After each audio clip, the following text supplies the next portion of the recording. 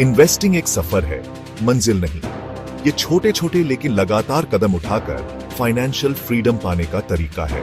इस सफर का एक पावरफुल टूल है सिस्टमैटिक इन्वेस्टमेंट प्लान यानी एसआईपी। एसआईपी के जरिए आप हर महीने एक फिक्स्ड अमाउंट म्यूचुअल फंड में इन्वेस्ट कर सकते हैं। ये मंथली, क्वार्टरली या एनुअली भी हो सकता है। एसआईपी की खूबसूरती इसकी सिंप्लिसिटी और डिसिप्लिन में है। इसे ऐसे समझो, एक मुश्त पैसा इन्वेस्ट करने का इंतजार करने के बजाय आप छोटी रकम से शुरुआत करते हैं। इससे इन्वेस्टिंग हर किसी के लिए एक्सेसिबल हो जाता है, चाहे उनकी इनकम लेवल कुछ भी हो। एसआईपी के जरिए रेगुलरली इन्वेस्ट करके आपको रूपी कॉस्ट एवरेजिंग का फायदा मिलता है। इसका मतलब है कि जब प्राइसेस कम होते हैं तो आप ज्यादा यूनिट्स खरीदते हैं, और जब प्राइसेस ज्यादा होते हैं तो कम यूनिट्स खरीदते हैं। समय के साथ ये आपके परचेस कॉस्ट को एवरेज कर देता है, जिससे मार्केट वॉलेटिलिटी का असर कम होता है। बहुत से लोग मानते हैं कि इन्वेस्टिंग शुरू करने के लिए आपके पास बहुत सारा पैसा होना चाहिए। यहीं पर 1000 रुपए के एसआईपी की खूबसूरती आती है।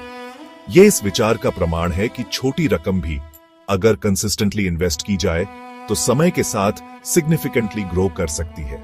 जरा सोचिए, आप हर महीने सिर्फ 1000 रुपये अलग रखने का कमिटमेंट करते हैं। यह एक फैंसी कॉफी या रेस्टोरेंट में एक मील से भी कम है। इस छोटी सी रकम को एसआईपी में लगाकर आप एक सब्सटैंशियल कॉर्पस बनाने की दिशा में पहला कदम उठा रहे हैं। जरूरी है कि अर्ली स्टार्ट करें और लॉन्ग टर्म के लिए इन्वेस्टेड रहें। समय के साथ आपके इन्वेस्टमेंट को कंपाउंडिंग का जादू दिखेगा, जिसके बारे में हम नेक्स्ट सेक्शन में जानेंगे। याद रखें, इन्वेस्टिंग में सबसे बड़ा रिस्क ही इन्वेस्ट न करने का है। कंपाउंडिंग को अक्सर दुनिया का 8वां अजूबा कहा जाता है, और यह सही भी है। यह आपके इनिशियल इन्वेस्टमेंट के साथ साथ एक्यूमुलेटेड रिटर्न्स पर भी रिटर्न अर्न करने की प्रक्रिया है। आसान शब्दों में कहें तो यह इन्वेस्टिंग का स्नोबॉल इफेक्ट है। एक हाइपोथेटिकल सिनारियो पर विचार करते हैं।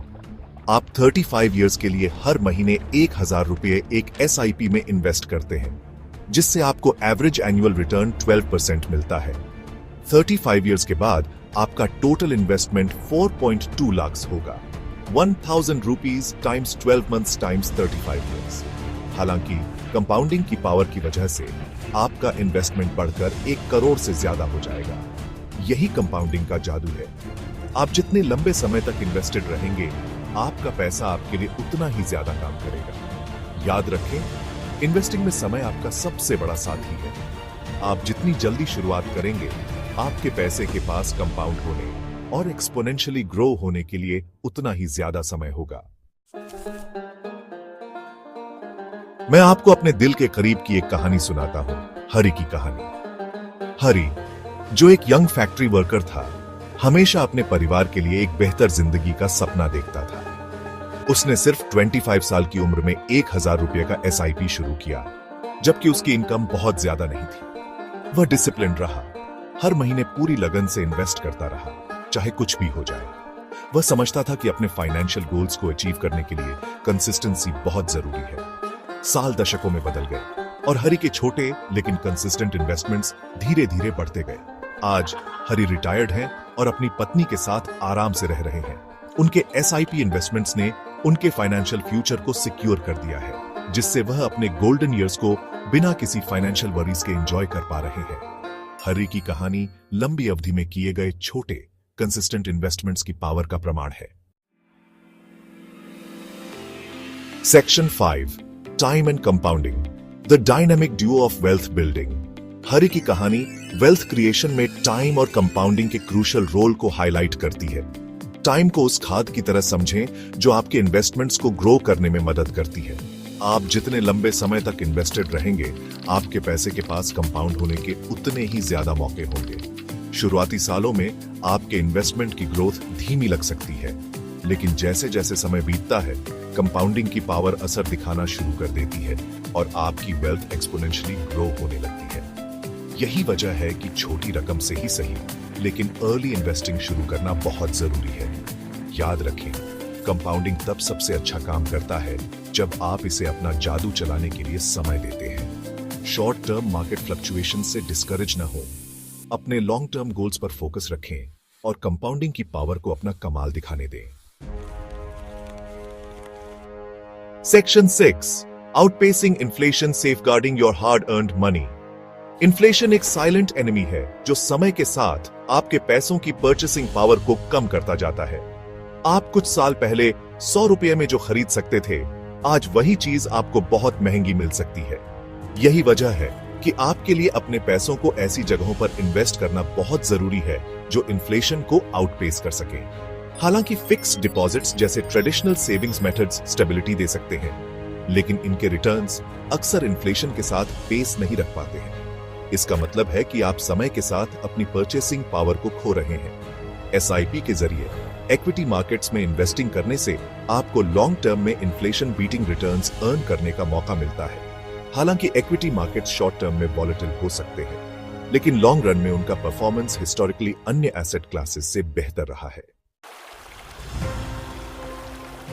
Section 7, The Pillars of Success, Patience, Discipline and Consistency. Investing एक मैराथन है, स्प्रिंट नहीं। अपने फाइनेंशियल गोल्स को अचीव करने के लिए इसमें पेशेंस, डिसिप्लिन और कंसिस्टेंसी की जरूरत होती है। ऐसा समय भी आएगा जब मार्केट आपके पेशेंस को टेस्ट करेगा।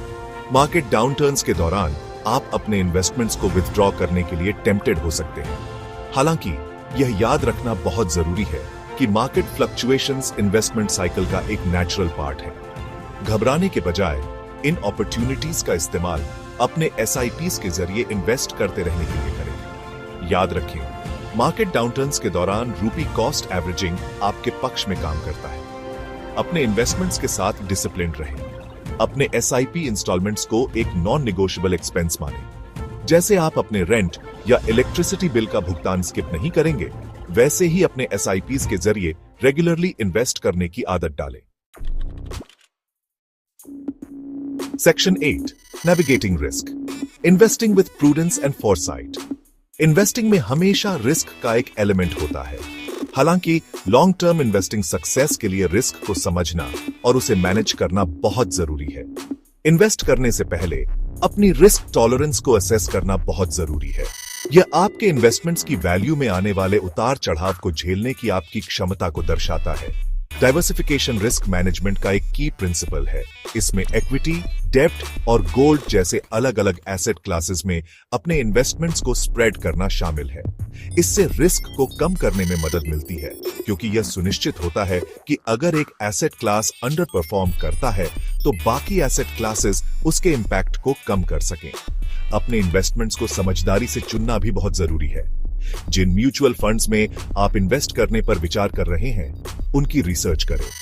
कोई भी इन्फॉर्म डिसीजन लेने से पहले उनके पास्ट परफॉर्मेंस, फंड मैनेजर के ट्रैक रिकॉर्ड और एक्सपेंस रेशियोज को देखें।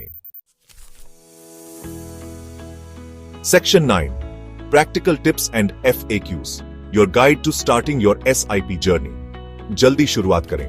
आप जितनी जल्दी शुरुआत करेंगे, आपके इन्वेस्टमेंट्स के पास कंपाउंड होने और ग्रो होने के लिए उतना ही ज्यादा समय होगा। रियलिस्टिक गोल्स सेट करें। अपने फाइनेंशियल गोल्स को क्लियरली डिफाइन करें। इससे आपको अपने SIPs के लिए इन्वेस्टमेंट अमाउंट और टाइम होराइजन तय करने में मदद मिलेगी। सही फंड्स चुनें। ऐसे म्यूचुअल फंड्स की रिसर्च करें और उन्हें चुनें जो आपकी रिस्क टॉलरेंस, इन्वेस्टमेंट गोल्स और टाइम होराइजन के साथ अलाइन करते हो।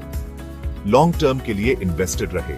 शॉर्ट टर्म मार्केट फ्लक्चुएशंस को अपनी लॉन्ग टर्म इन्वेस्टमेंट स्ट्रैटेजी को डिरेल न करने दें। समय समय पर अपने पोर्टफोलियो की समीक्षा करें, यह सुनिश्चित करने के लिए कि यह अभी भी आपके गोल्स और रिस्क टॉलरेंस के साथ अलाइंड है। साल में कम से कम एक बार अपने इन्वेस्टमेंट पोर्टफोलियो की समीक्षा जरूर करें। FAQs, QSIP शुरू करने के लिए मिनिमम अमाउंट कितना होना चाहिए? ए, आप कुछ म्यूचुअल फंड्स में हर महीने 500 रुपये जितनी कम रकम से भी SIP शुरू कर सकते हैं। क्यू, क्या मैं अपना SIP कभी भी बंद कर सकता हूं? ए, जी हां, आप बिना किसी पेनल्टी के कभी भी अपना SIP बंद कर सकते हैं। क्यू, SIP इन्वेस्टमेंट्स के टैक्स इंप्लीकेशंस क्या हैं? ए, SIP इन्वेस्टमेंट्स के टैक्स इंप्लीकेशंस म्यूचुअल फंड के टाइप और होल्डिंग पीरियड पर निर्भर करते हैं। याद रखें, इन्वेस्टिंग एक सफर है, मंजिल नहीं। आज ही शुरुआत करें, इन्वेस्टेड रहें और समय के साथ अपनी वेल्थ को ग्रो होते हुए देखें। हेलो दोस्तों, अगर आपको ये वीडियो पसंद आया है तो प्लीज़ इसे लाइक करें, और अगर आपने अभी तक सब्सक्राइब नहीं किया है तो हमारे चैनल को सब्सक्राइब करें। आपका सपोर्ट हमारे लिए बहुत मायने रखता है। अगर आपको इस वीडियो के बारे में कोई भी फीडबैक या सवाल है तो नीचे कमेंट सेक्शन में ज़रूर लिखें। आपका शुक्रिया।